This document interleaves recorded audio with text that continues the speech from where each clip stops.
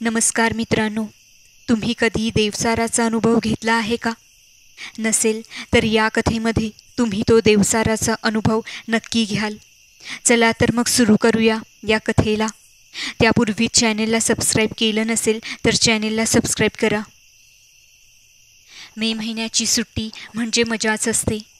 रिया एकुलती एक असल्यामुळे तिला या सुट्टीचे खूपच आकर्षण होतं. कधी एकदाची परीक्षा संपते आणि मामाकडे जाते असं व्हायचं तिला. आणि अखेर तो दिवस उजाडला. रियाला 2 मावशा आणि 2 मामा होते. एक मामा गावीच राहायचा. त्याला 2 मुले होती, पप्पू आणि मीनू. रियाची त्यांच्याबरोबर चांगली गट्टी जमायची. तिला जास्त करून मामाच्याच गावाला जायला आवडायचं, ते पण कोकणात. आणि तिची सगळी भावंडे म्हणजे मामाची, मावशीची मुले सगळेजण वर्षातून एकदा तिथेच भेटायची. सगळी बच्चे पार्टी एकत्र जमून जो धिंगाणा घालायची तो विचारायलाच नको. त्यांची सकाळ खेळापासून सुरू व्हायची आणि रात्र भूतांच्या गोष्टींवर. पप्पू कोकणात राहत असल्यामुळे त्याच्याकडे खूप गोष्टींचा साठा असायचा. तो दरवेळेला नवीन गोष्टी सांगायचा, ते पण रंगवून. सगळ्यांना वाटे की हे सगळं आताच घडतंय.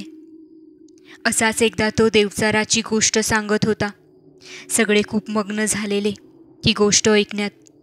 पप्पू सांगत होता की देवचार हा गावाचा राखणदार असतो.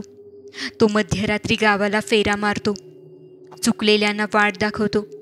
त्याच्या येण्या जाण्याची ठराविक वाट असते. त्या वाटेवर जर कोणी झोपले किंवा काही अडसर असेल तर तो 3 वेळा तसं भासवून देतो. आणि मग तरी पण नाही ऐकलं तर त्या व्यक्तीला त्याच्या परीने शिक्षा करतो. त्याला कुणीही अजून प्रत्यक्षात बघितलेलं नाही, पण म्हणतात तो खूप उंच धिप्पाड असतो. त्याच्या पायात कोल्हापुरी चपला असतात. त्याचा करकर आवाज येतो आणि त्याच्या हातात एक काठी असते. त्याला घुंगरू बांधलेले असतात. तो चालताना त्या घुंगरांचा आवाज होतो. ही त्याची आसपास होण्याची लक्षणं. पप्पूला जितकी देवसाराबद्दल माहिती होती तितकी त्याने दिली, ते पण रंगवून. सगळे आता पुढे काय होईल हे ऐकण्यात उत्सुक होते. तो पुढे बोलू लागला. एकदा गावातल्या दगडूच्या घरी त्याचा चुलत भाऊ रामा, त्याचा मित्र सखा असे दोघे राहायला आले होते. रामा कायमचा मुंबई स्थायिक असल्यामुळे त्याचं गावाकडे कमी येणं जाणं होतं. पण अचानक जमिनीच्या कामामुळे त्याला गावाला यावे लागले होते. जमिनीच्या कामाला वेळ लागत असल्यामुळे त्याला 2 दिवस राहणे भाग होते.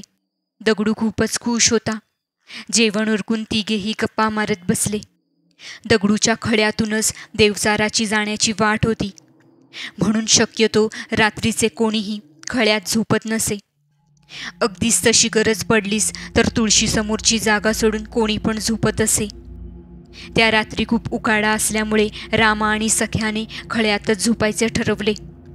पण दगडूने त्यांना ताकीद दिली की ही देवसाराची जाण्याची वाट आहे, तेव्हा जरा जपून. तशी पण घरात खूप जागा आहे, तेव्हा तुम्ही घरातच झोपावं. पण ते दोघे ह्या सगळ्यांवर विश्वास ठेवत नसल्यामुळे तिथेच झोपले. दगडू मात्र घरात झोपला. आता मध्यरात्रीची वेळ होती. रामा थकल्यामुळे लगेच झोपून गेला. पण काही केल्या सख्याला काही झोप येत नव्हती. त्याला हे पाहायचे होते की खरंच देवचार असतो का, आणि त्यानेही दगडूकडून बरेच काही ऐकले होते. त्याला आता हे प्रत्यक्ष अनुभवायचे होते, म्हणून तो मुद्दामच वाटेवर झोपला. काही वेळानंतर त्याला कसला तरी आवाज आला. त्याने आजूबाजूला पाहिले पण कोणच नव्हतं. पण त्याला घुंगरांचा आवाज आणि त्याबरोबर कोणीतरी त्याच्याकडे चालत येत आहे असा भास झाला. सख्याची घाबरून बोबडी वळाली. त्याने जोरजोरात हलवून रामाला उठवले, पण तो इतका गाढ झोपेत होता की त्याने काही सादच दिली नाही. सख्याने दगडूकडून ऐकले होते की देवचार 3 वेळा भासवून देतो आणि नाही ऐकले तरच शिक्षा करतो.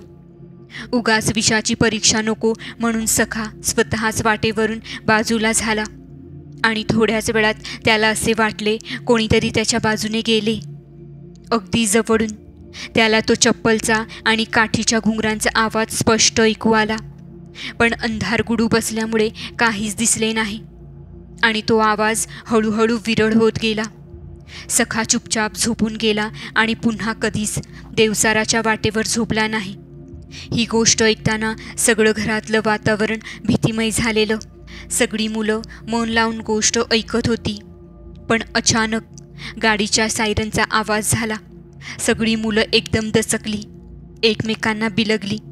घरातल्या मोठ्यांच्याही गप्पा चाललेल्या त्याही थांबल्या आणि सगळीजणं आवाजाच्या दिशेने गेली. मोठी माणसे बॅटरी घेऊन गाडीजवळ गेली, पण गाडीजवळ कोणीच नव्हतं. ड्रायव्हर काका बाहेरच झोपलेले. तेही खडबडून उठले. मांजर आली असेल गाडीकडे किंवा कुत्रा असेल असे बोलत सगळ्यांनी उडवाउडवीचे संदर्भ लावले. पण गाडीची चावी तर ड्रायव्हर काकांच्या शर्टच्या खिशात होती आणि तो आत खुंटीला टांगलेला होता. मग गाडीजवळ कोण होतं? सगळ्यांनाच प्रश्न पडला. तेवढ्यात मामा म्हणजे पप्पूचे वडील, जो आज झोपलेला, तो उठून बाहेर आला. ड्रायव्हर काकांवर ओरडला की वाटेवर गाडी का लावलीस? ती त्याची वाट आहे, आधी बाजूला कर. ड्रायव्हर काकांची हे ऐकल्यावर एकट्याने बाहेर जायची हिंमतच होत नव्हती. मग मामाने त्याच्याबरोबर जाऊन गाडी बाजूला लावली. त्या सगळ्या गोंधळात मात्र अचानक रियाचं लक्ष घड्याळाकडे गेलं. रात्रीचे 2 वाजले होते. तोच तिला घुंगराचा आवाज ऐकल्याचा भास झाला आणि तो मंद होत गेला. रिया मनातच पुटपुटली, बापरे, देवचार. तर मित्रांनो, हा देवचाराचा छोटासा अनुभव तुम्हाला कसा वाटला आम्हाला कमेंट्समध्ये जरूर कळवा आणि आमच्या चॅनेलला सबस्क्राईब करायला विसरू नका. भेटूयात पुढच्या कथेमध्ये. धन्यवाद.